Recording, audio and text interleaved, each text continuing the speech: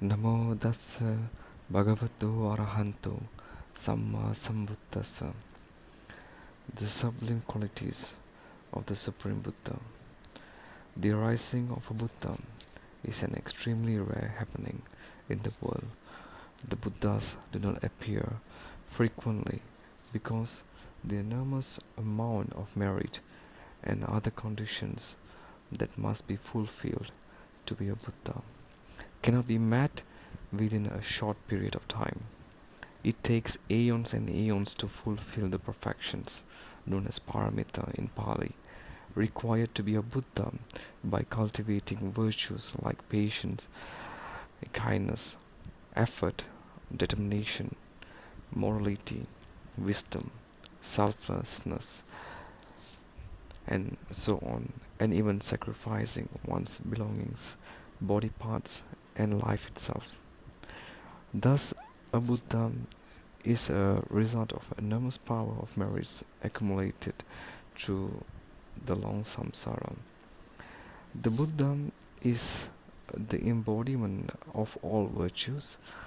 There is no other being in the human or the heavenly worlds who is similar to the Buddha in noble qualities.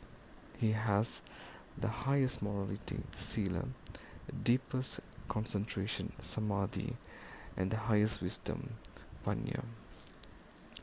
The Lord is known as Asama, meaning not similar to anyone. A Buddha is similar only to another Buddha, and therefore is known as Asama Sama. He is neither a myth nor a god. He was born as a human, a crown prince, in India about 2600 years ago with the name Siddhartha. He married a princess called Yasodhara at the age of 16 and had a son named Rahula. At the age of 29, Prince Siddhartha left the home life and went into homelessness in search of the truth and became enlightened by the name of Gautama Buddha at the age of 35 under the Bodhi tree at Gaya, India. During a 45-year ministry, a countless number of humans and gods realized the truth and attained Nibbana through the Lord's teaching, while many more were fortunate enough to become liberated from ever being reborn in the four lower destinations forever. The Buddha passed away at the age of 80 at Kusinara. A Buddha appears in the world to rescue beings from suffering by eradicating its cause and to teach a way to put an end to both birth and death. He preaches neither puzzles, riddles, nor dogmas, which one must blindly believe, nor a creed or fate which one must accept without reasoning. His teachings are practical, understandable, and realistic.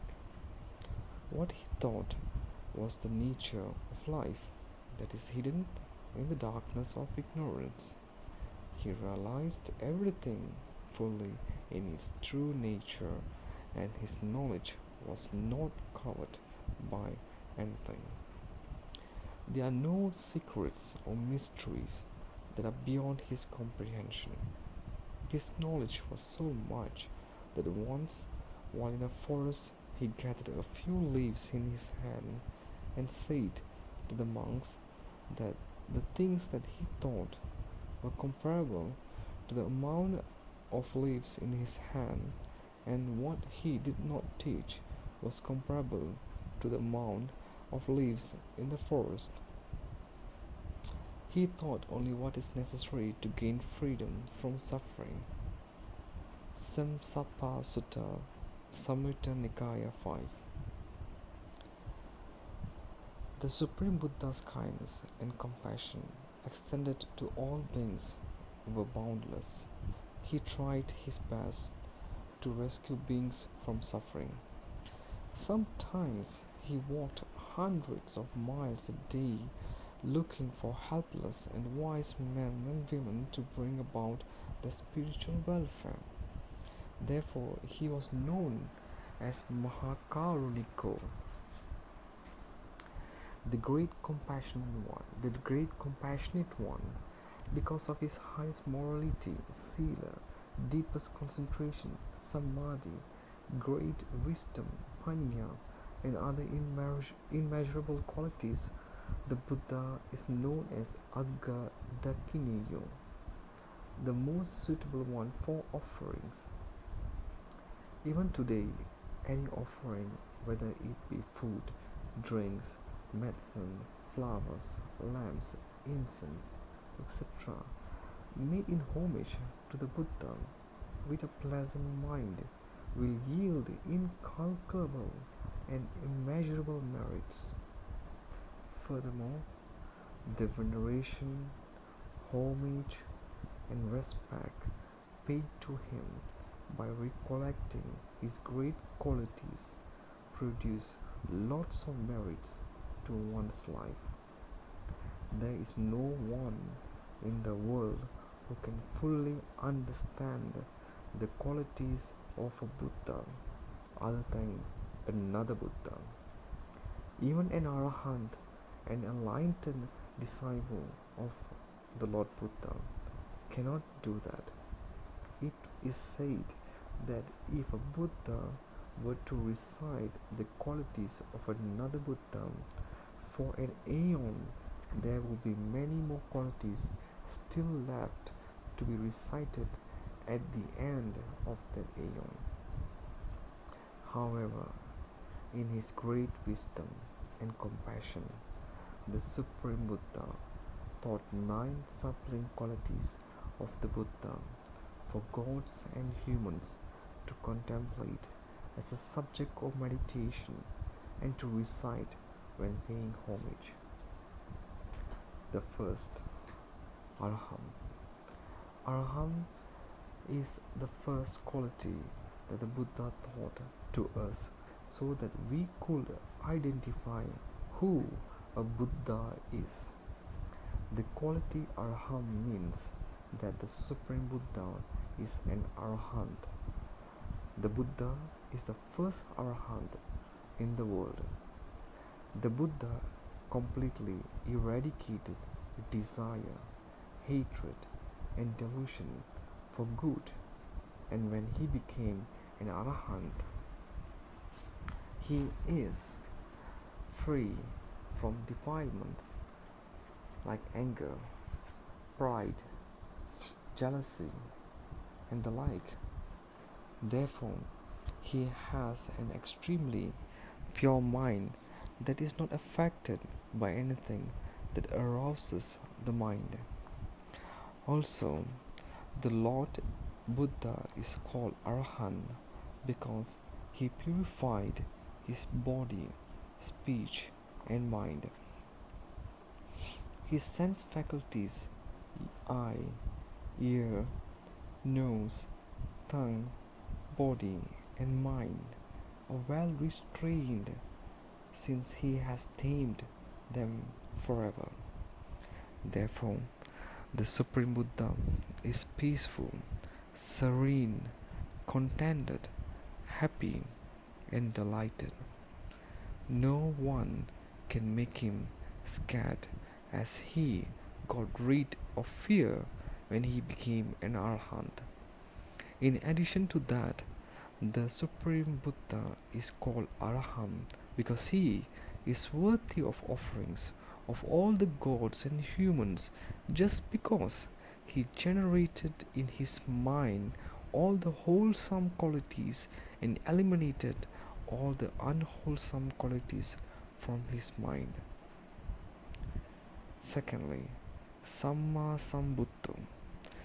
The second quality, Samma Sambuddho, implies the meaning self-attainment. Every one of us has teachers who teach us how to live in the society, how to pass on examination, and etc. We have to read at least a book to get to know something, but the Supreme Buddha had no teachers to teach him how to attain the Buddhahood. It is true that before the enlightenment he went to the teachers like Alaram Kalama and Udaka Ramputta to learn a way that leads to Nibbana. But the Bodhisattva, the Buddha to be, understood that they could teach only deep levels of concentration which only lead to rebirth of higher divine worlds, which was not his ultimate goal. Then he decided to seek the truth of his own. Finally he discovered the Noble Eightfold Path and attained Nibbana by realizing the Four Noble Truths. Without any guidance from anyone or referring to any book, the Buddha, the Lord, realized the noble truth by suffering, the noble truth of suffering, the noble truth of cause for suffering, the noble truth of the end of suffering, and the noble truth of the way leading to the end of suffering. For that reason, the Lord, the Supreme Buddha, is designated as Samma Sambuddho.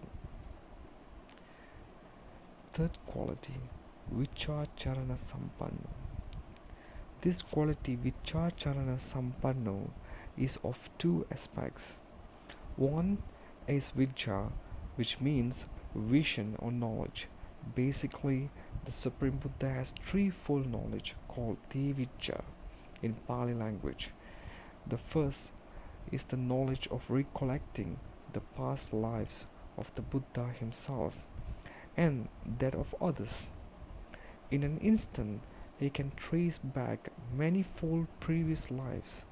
The second is the knowledge of being able to see beings passing away and reappearing. By way of this knowledge, he can see how beings who commit unwholesome deeds by mind, body, and speech are born in bad destination, and those who accumulate wholesome deeds are born in heavenly worlds. The third is the knowledge of the destruction of all the taints or defilements. That is, he knows that he is liberated from all unwholesome states and that he is an arahant.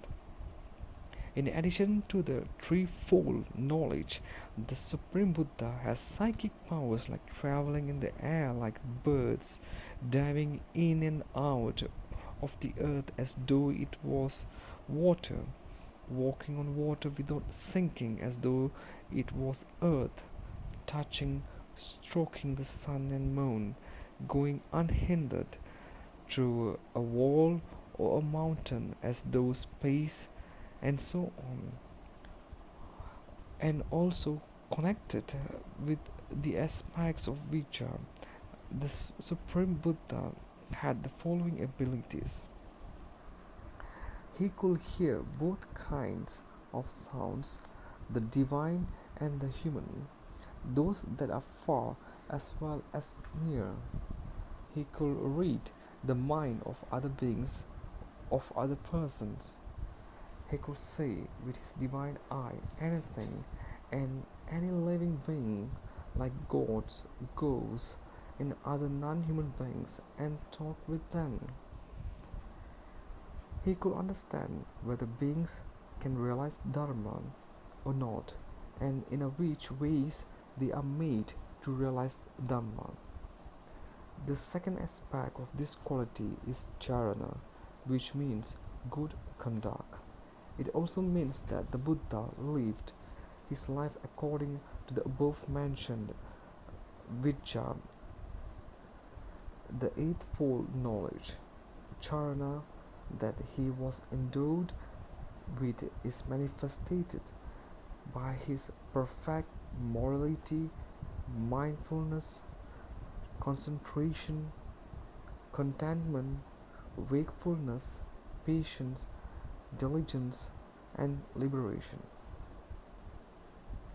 The fourth quality is known as Sugato, means that the path the Supreme Buddha followed is extremely pleasant, good, and excellent. The path is the Noble Eightfold Path, which is the one and only way that leads to Nibbana, the freedom of suffering. The Supreme Buddha is the first to discover this pleasant path and attain the pleasant Nibbana. Therefore, he is designated as Sugato, the one who followed the pleasant path. The fifth quality is known as Lokavidu, is applied to the Supreme Buddha as the one with sharp and perfect knowledge of the world. He knows the world like the back of his hand. There were no secrets about any world for him. We humans know this world and have discovered some other planets using modern technology, but we know only a little even about this world. But the Supreme Buddha, with his divine eye, saw that there are many more worlds and thousands of world systems and beings living there. He, having fully known, taught us information about heavenly worlds, higher mode of heavenly realms called Brahma worlds, hell worlds, ghost worlds, and Asura worlds, in addition to this human world and the animal world, the two worlds that we know and see with our own eyes. All that we know about worlds is something around that we call a planet, but the Supreme Buddha interpreted the world as a place with life. The quality Lokavidu means fantastic and marvelous. He said that there are many hundred thousands of world systems, and he could talk with beings conveying his voice as far as he wanted. In his words, he sends a beam of light to the faraway world system, and when those beings see that light, he projects his voice and makes them hear the sound. You can find this in Abhibu Sutta, Anguttara Nikaya 1. Also, the Supreme Buddha preaches that beings are moving from world to world according to the karma accumulated by them.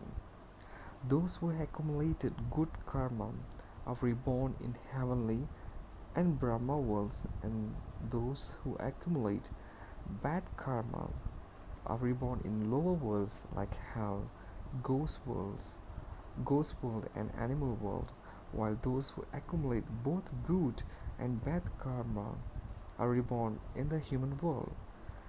Those who completely eradicate all good and bad karma get liberated from all the worlds.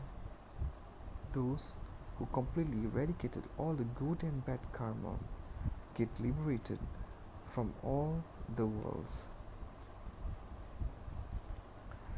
The Supreme Buddha preached how this material world one day will end and how it will be formed again. I would like to emphasize here that my statement saying that those who completely eradicate all good and bad karma get liberated from all the worlds means that it's not for us to completely eradicate or extinguish our karma. No one can extinguish our karma. The meaning of eradicate is eradicating the thought of unwholesome in the mind, which not to generate karma. Those person like Arahant are the person who not generating any good or bad karma. They are completely stilled mind. Therefore, they are known as the person who has eradicated good and bad karma. Not the karma of the past, not of the karma of the present, but those who achieve arhat are the still mind who do not generate any karmas, neither bad nor good.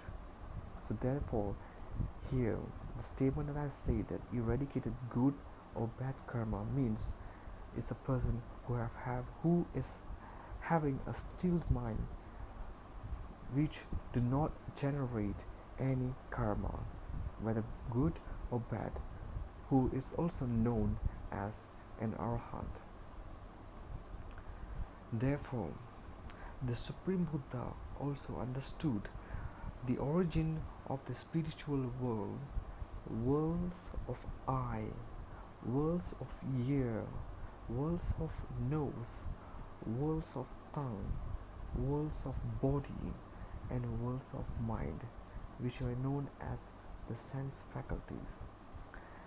Its cessation of these worlds and the path to the cessation thereof, and escaped from all the worlds. Therefore, the Supreme Buddha is called Lokavidu, the knower of the worlds. Anuttara Purisa Dhamma Sarati means the, the incomparable leader of man to be tamed.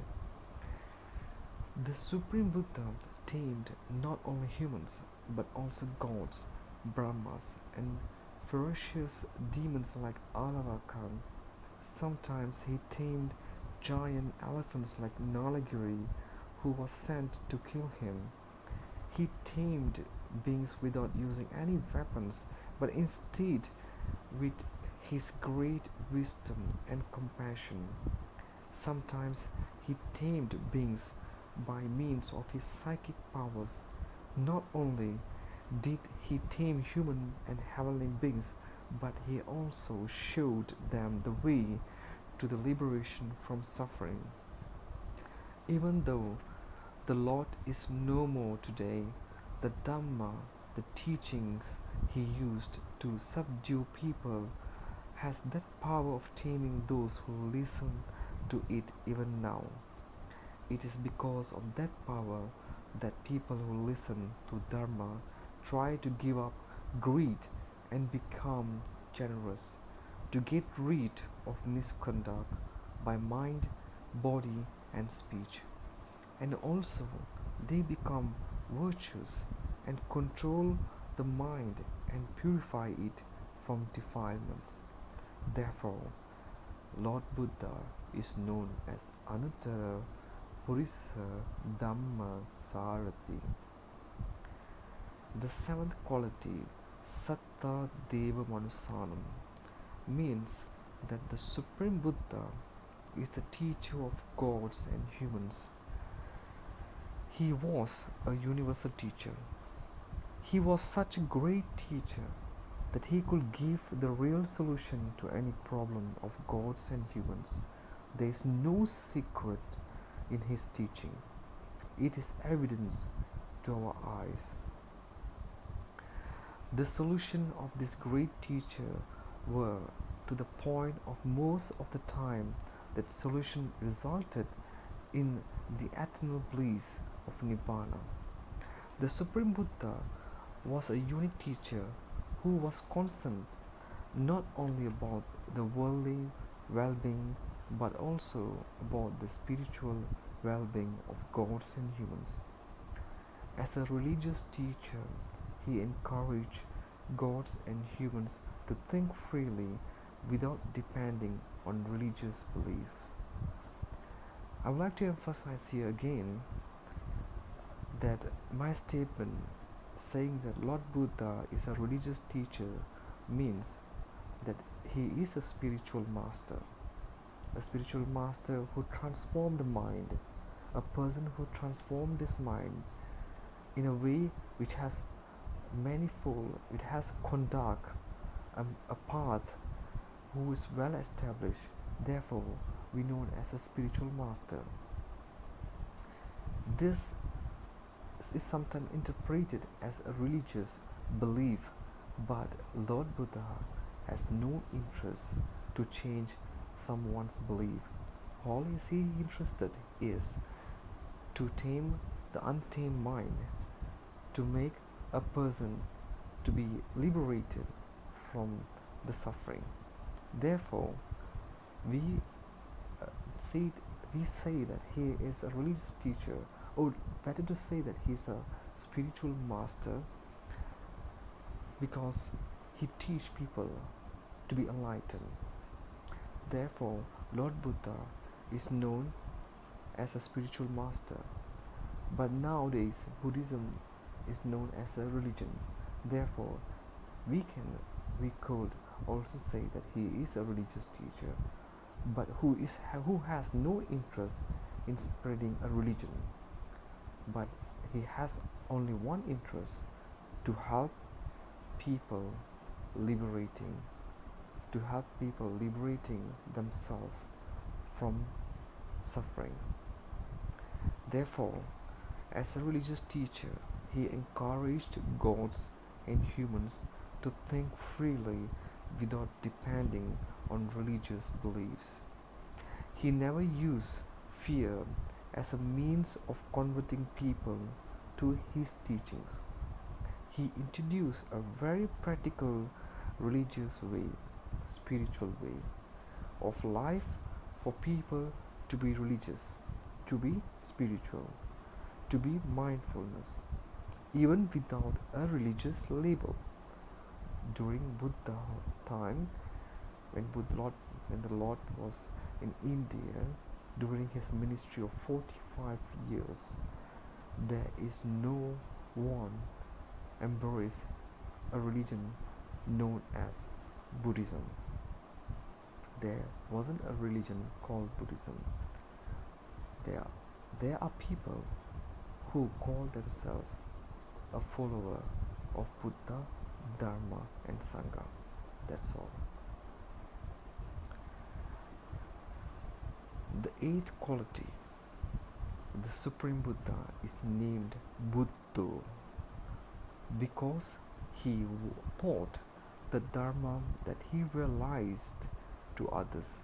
Buddha means that the Dharma that he realized and he taught others so that they too could realize it.